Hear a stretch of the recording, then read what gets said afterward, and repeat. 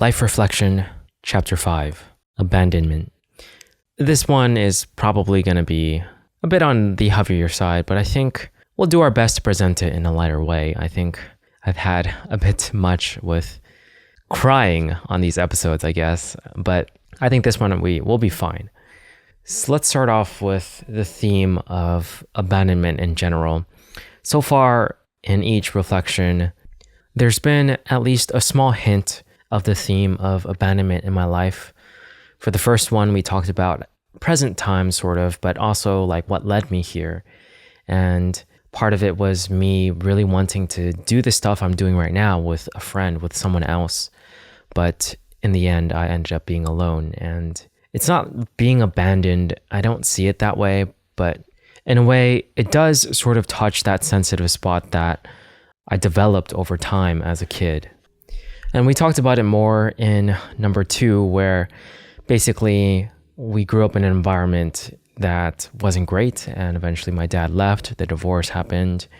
And then we talked about relationships where that sort of issue came about again, where we basically begged our girlfriend who was breaking up with us at the time in high school to stay with us. And to add just 2 more things to it, after college happened, there was 2 events where I felt like that issue came out again, which was when my ex-girlfriend basically said she can no longer be my friend. That was mentioned at a certain point. Again, I feel overall that was a good thing, but it was a moment where I felt like, okay, like I'm basically all alone again. I'm left all alone, just like how my dad left me, just like how eventually my sister moved out and I was alone in the house, just like how my friends who were working with me on the YouTube stuff were no longer working with me anymore. So there's a lot of that theme in my life, and I don't feel like it's necessarily special or unique in any way. I feel like there's a lot of people who understand this feeling of being abandoned in a way. It's a feeling of basically feeling alone, feeling like you don't have that person who said they're going to always be there, or that person who makes it seem like they're going to be there.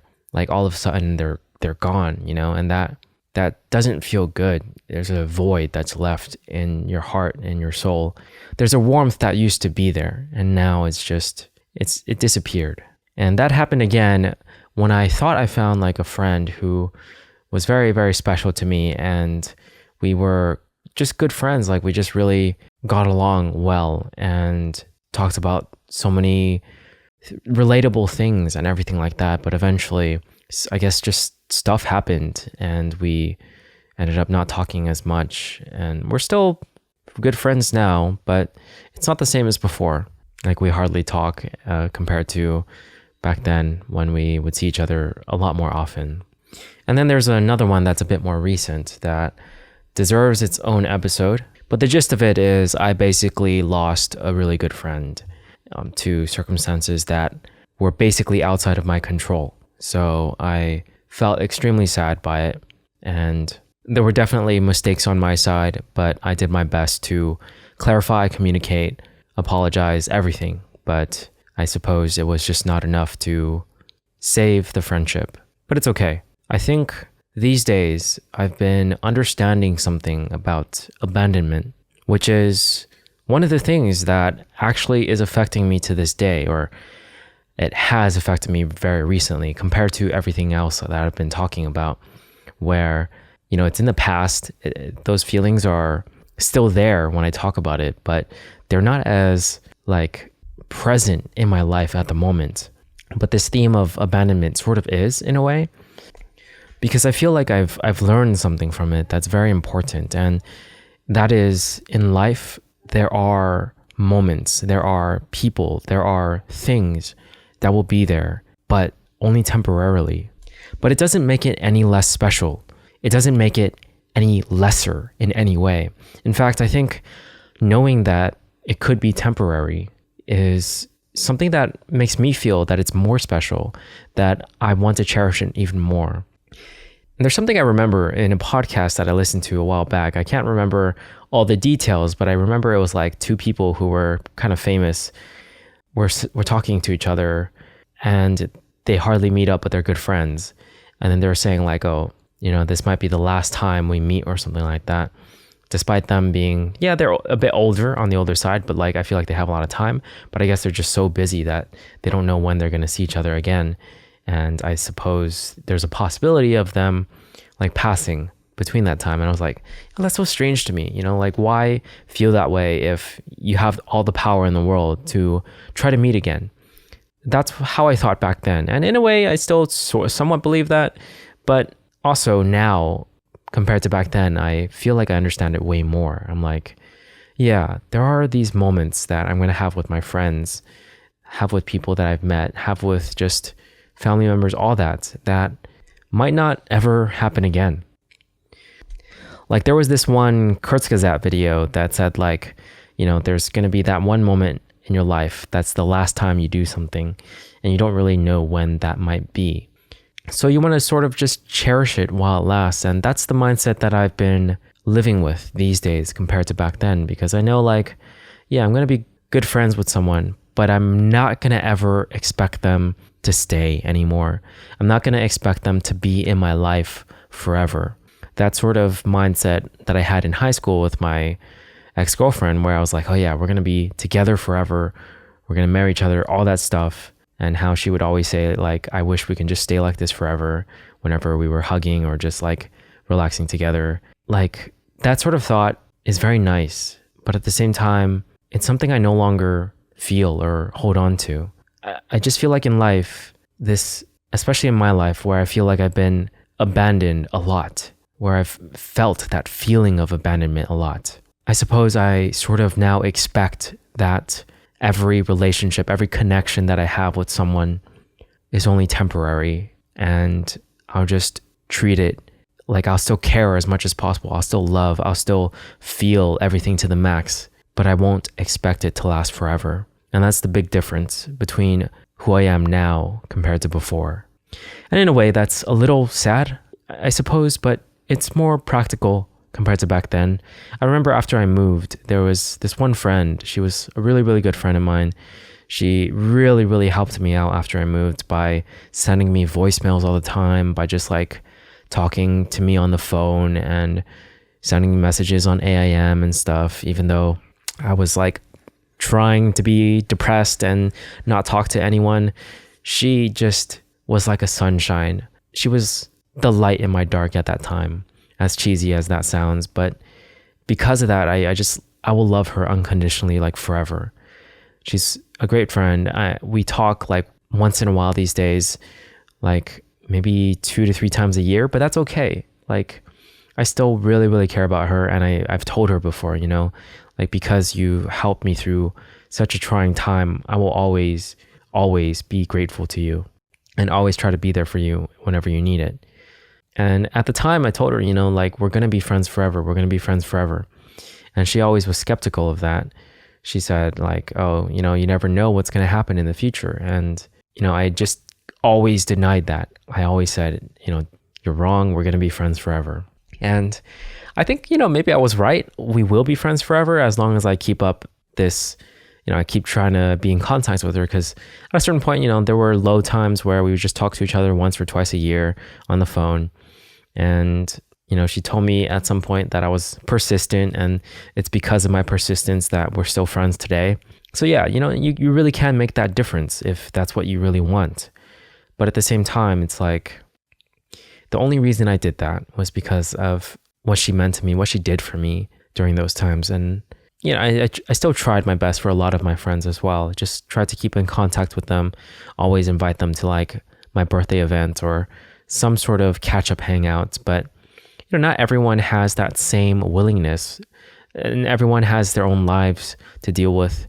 That could be a lot of stress. That could be a lot of like just busyness with career, just things going on with their family life, friends, love life, everything. There's so much to life. And it's crazy to expect like everyone is going to try and give the same effort as you for trying to keep a connection.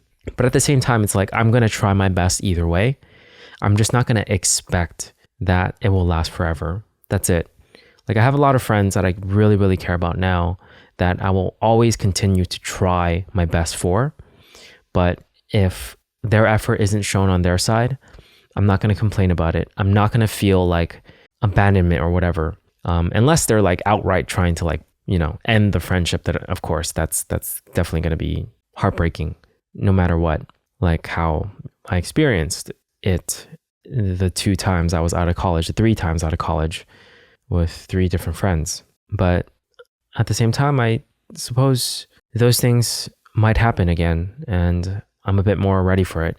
And I do want to distinguish it, of course, abandonment in a way where, someone chooses to leave or walk away versus just a relationship fading on its own.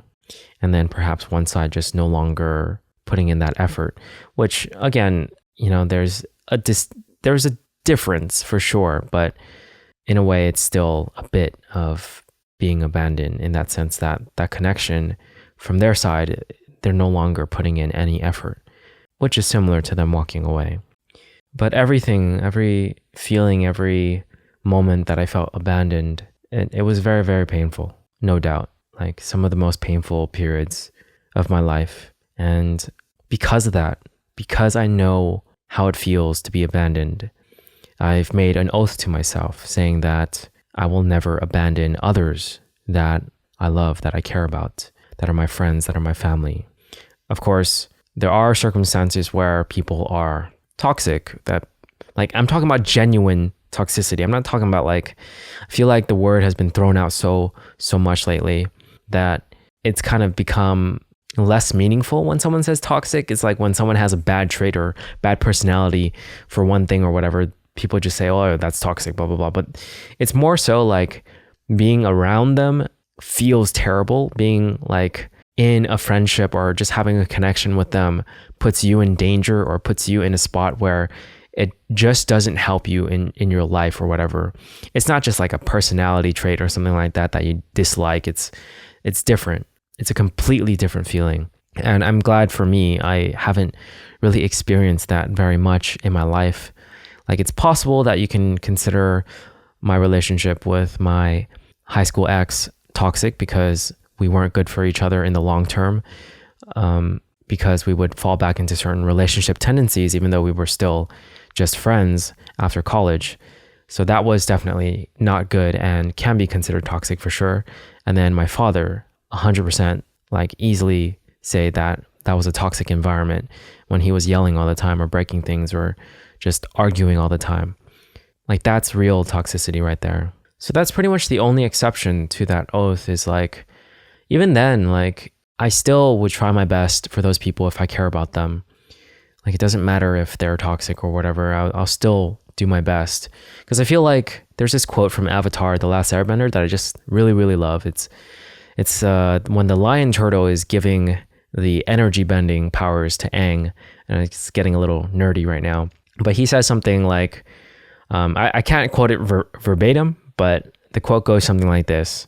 The true mind can weather all the lies and illusions without being lost. The true heart can touch the poison of hatred without being harmed.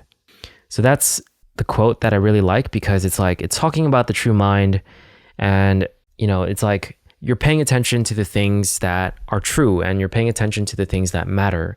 And then the true heart where it's like you touch the poison, meaning like toxicity, meaning like negativity, and you're still able to contain like your positivity, to not let that negativity affect you in a way that turns your positivity, turns your energy into negative as well.